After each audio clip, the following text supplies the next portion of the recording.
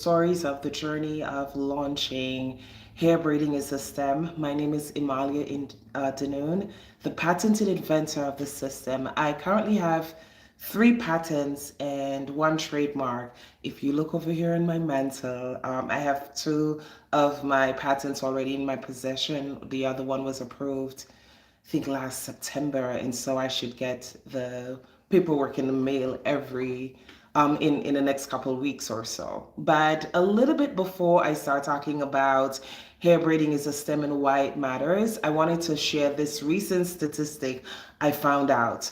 13% of women are listed on patents.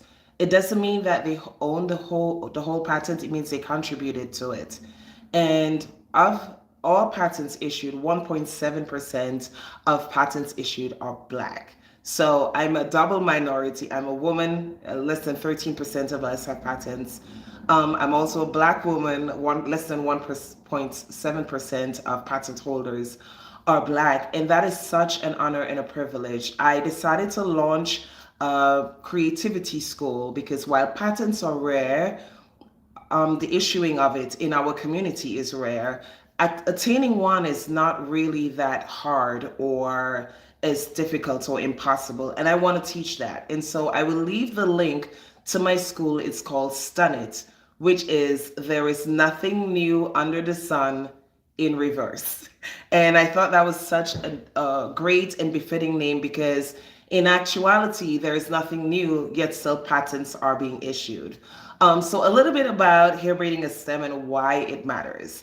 So one of the things that I noticed is that in the black community, black and girls, by the way, are the two underrepresented groups in STEM.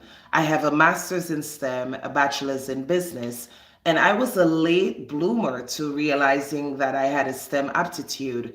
And so my work became finding people in our community, which is a lot more prevalent than we realize, to uh, pursue STEM as a career. So two of the stories, I'll start with the stories first and then we can work back into the product. But in one of my workshops, I ran into a little boy who considers himself a sword artist. And he uses paper and adds a concoction of home ingredients and uses it as a paste over the swords.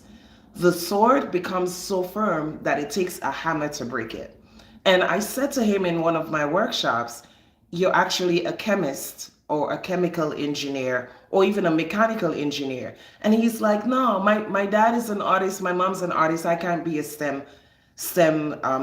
or have an engineering degree. And so here it is, there's a kid who has a STEM aptitude and doesn't even recognize it because no one in his family may have held that position before. When I go to workshops and I share this with other people, and one of the things I talk about is the fact that black people for many years were never given the opportunity to hold good jobs. And so while we had the aptitude, we never recognized the talent. For me, my STEM aptitude was identified working around engineers who didn't look like me. I was fortunate enough to be included, but our kids have the aptitude. So here's a fun fact you may not know. The initial swords that were created by samurais were actually made of paper, and they would pound paper very flat and then reinforce it, pound it flat again. So in actuality, what that child tapped into using paper to make swords is historically correct. I asked him, how did he come up with the idea? He said, I just love playing with paper.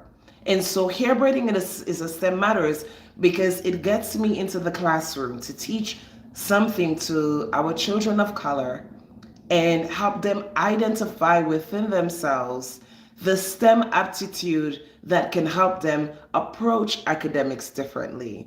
Consider college majors differently in the STEM field.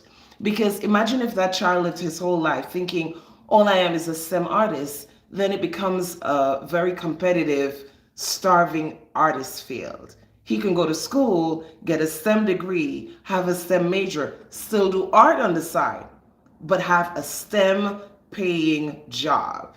it makes a difference. And so if this resonates with you, spread the word.